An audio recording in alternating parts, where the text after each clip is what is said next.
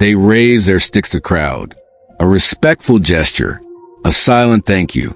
But also, almost like an apology. The Toronto Maple Leafs said goodbye once again. Not with the roar of victory, but with the echo of deja vu. Beer flew from the stands. Jerseys were thrown onto the ice, and the team, defeated in Game 7, starred once again in a film fans know all too well. And maybe this time, even better than they'd like, because in the end, what hurts the most isn't losing. It's losing the same way. Again, the 2024-25 season ended for the Maple Leafs in the most predictable and yet most frustrating way possible. They fell when it mattered most. Again, and at the very moment when hope was beginning to feel real.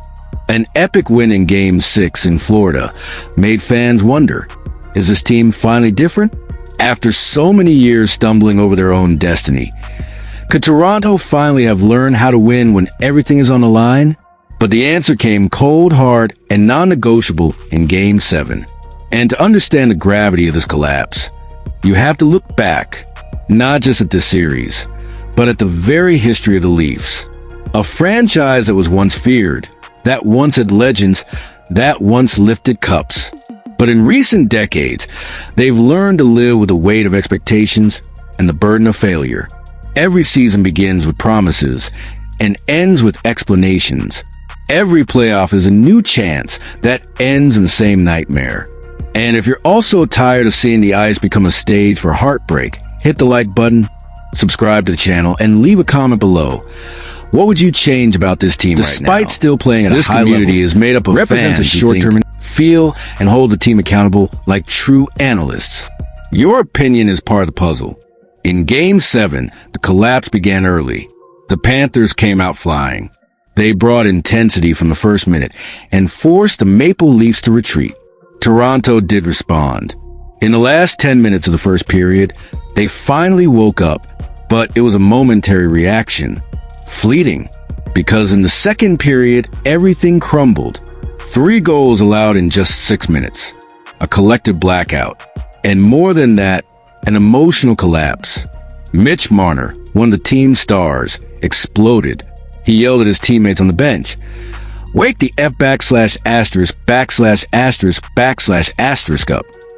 The frustration this time wasn't just in the empty stare. It was in his voice. In the desperation of someone who knew the game was slipping away, and no one seemed willing to hold on. In the third period, Max Domi still tried to reignite the flame, beating Sergei Bobrovsky with a goal that could have been the turning point. But 47 seconds later, hope was murdered. Ida Luostarinen answered with a goal off a face-off directly against Joseph Woll. The arena fell silent. So did the team's soul. And what hurt the most, the players who were supposed to lead didn't show up. Austin Matthews, the face of the franchise, finished Game 7 with 0 points. Mitch Marner, the same. The 2 players meant to be the team's drivers chose to be passengers. And there is no crueler metaphor. Matthews spoke to the media after the game. "I thought the first 10 minutes they came out strong. The next 10 minutes we controlled the play, and then I thought we had too many passengers for the rest of the game." Marner backed that up. "Yeah, I mean, that's the right way to put it. You can't have passengers in a Game 7. It's a shame. We all have to take more accountability. We all need to be better." But to many fans, this kind of statement has become standard. A rehearsed script. They wanted something else. They wanted someone to say, "I failed. I need to be better." They wanted regret with a first and last name. Not a we, but an I. Chris Tanev was one of the only ones to show that kind of self-awareness. Austin Matthews tried, saying everyone needed to look in the mirror, including himself. But the feeling in the air was that the leaders weren't fully owning the pain. John Tavares, the team captain, faced the microphones with the weight of someone who knows the clock is ticking. "I think you take individual responsibility, and as a group that it just wasn't good enough." From head coach Craig Berube, disappointment also came in the form of honesty. When you can't get everybody to buy in, do the right things, and play together as a team, that's what happens. You can't go into a game like today and have someone not be at their best. Morgan really may have been the most direct of all. No sugarcoating. He said, "I just don't think we played our best in the most important game of the season. That's unacceptable. And this is the result you get when that happens." But the question still hovers over the now melted ice. How does this keep happening?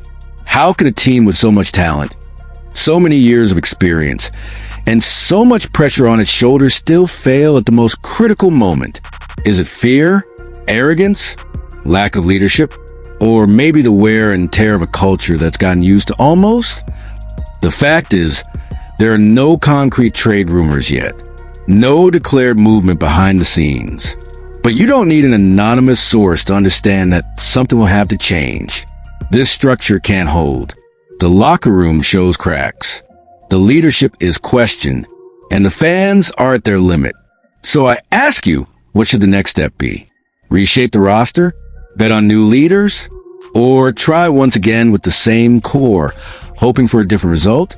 Comment below, because this conversation continues with you. What seemed like just another chapter in Toronto's old tragedy is quickly turning into a turning point few were prepared to witness. Because Game 7 wasn't just a loss. It was a silent ultimatum. And the offseason, usually a time of rumors and minor backroom decisions, now carries the weight of a new beginning or a definitive implosion. The city is still in a state of sports mourning. The fan base, hardened by decades of unfulfilled promises, is beginning to demand more than empty words. Because this time, it wasn't just a matter of effort. It was a matter of identity, of leadership, and above all, of accountability. And at the center of this storm are two names that represent both the past and the dilemma of the future: Mitch Marner and John Tavares. Both are nearing the end of their contracts. Both were symbols of hope for a generation that never saw glory. And both could, in a matter of weeks, leave Toronto by their own choice or by a decision from management. And that if is no longer just a detail. It's the heart of this offseason. Mitch Marner is perhaps the biggest enigma of this narrative. He's from Toronto. He grew up breathing Maple Leafs history. And because of that, he carries not only the expectations of a demanding market on his shoulders, but also the emotional weight of representing his own city. But after yet another playoff collapse, the signs as time is coming to an end are becoming increasingly evident. In recent interviews, Marner was clear. He doesn't want to talk about the future. He said he was devastated. And who can blame him? But his silence might say more than any public statement.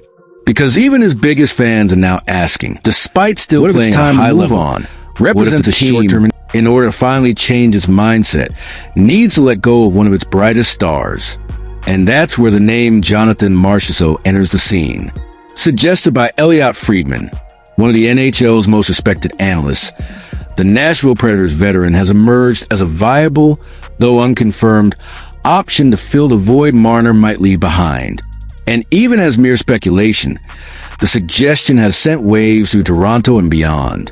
Marchessault isn't just another name on a list of potential targets. He has championship pedigree. He was a key piece in the Golden Knights' 2023 title and the MVP of the playoffs. He knows exactly what it means to deliver when everything is on the line. And even if his stint in Nashville has been somewhat underwhelming, 56 points in 78 games. Maybe the issue isn't the player, but the environment. Maybe he just needs a new challenge, a new fire. And what better place to reignite that flame than in a city that lives and dies by hockey? Of course, there are obstacles. Marchessault has a no-movement clause. That means he would have to approve any trade. But would he really turn down the chance to play in one of the league's biggest markets? On a team desperate for playoff leadership, where he wouldn't just be another veteran, but a cornerstone in an emotional rebuild? Meanwhile, John Tavares watches from a quieter place. His contract is also nearing its end, but the situation is different. Captain, icon, he chose to return home 7 years ago with the mission of leading a redemption, and he failed. Not for lack of effort, but because of circumstances that went beyond him. He says he wants to stay. that he loves the team. But time, relentless as it is, might have other plans. To continue, Tavares would need to accept a significant pay cut. The front office might see more value in his departure than in his continued presence. And with nearly $27 million in cap space, the temptation to rebuild with younger, faster, more dynamic pieces may be too strong to resist. Craig Berube, the new head coach, arrived with a promise of changing the culture. And Keith Pelley, CEO of Maple Leaf Sports Entertainment, has already shown he's not here to manage another lukewarm cycle. They have the pen in hand, and they're ready to write a new chapter. A chapter where no one, not even hometown heroes, has a guaranteed spot. Friedman believes Toronto's offseason will be marked by major moves, not just tweaks, not just lateral trades, but changes that could actually redefine what it means to wear blue and white. Marner's potential departure is not just a possibility. It's a symbol, the end of an era that promised so much and delivered so little. And if he does leave, Marchessault might be the kind of player Berube wants in that locker room. Tough, vocal, battle-ready. A contrast to the generation that's so often been accused of softness, of disappearing in crucial moments. It's a crossroads, a rare moment when the franchise can look in the mirror and do something different. Where keeping the same faces means accepting the same endings. And making bold changes means taking risks, but finally with a real chance to write a different story. The question now is almost inevitable. Has Mitch Marner played his last game in a Maple Leafs jersey? And if so, can Jonathan Marchessault fill that void? Not just on the ice, but in the soul of this team? Would you keep Marner? Would you restructure the core with Marchessault? What would you do with Tavares? Leave a comment below. Hit the like button if you believe Toronto needs a deep change. And subscribe to the channel so you don't miss the next video, where we'll dive into a bombshell that could hit the heart of the Leafs leadership. The potential complete overhaul of the team's top 3 offensive lines. Because this summer will be hot in Toronto. And the next move could define the next decade.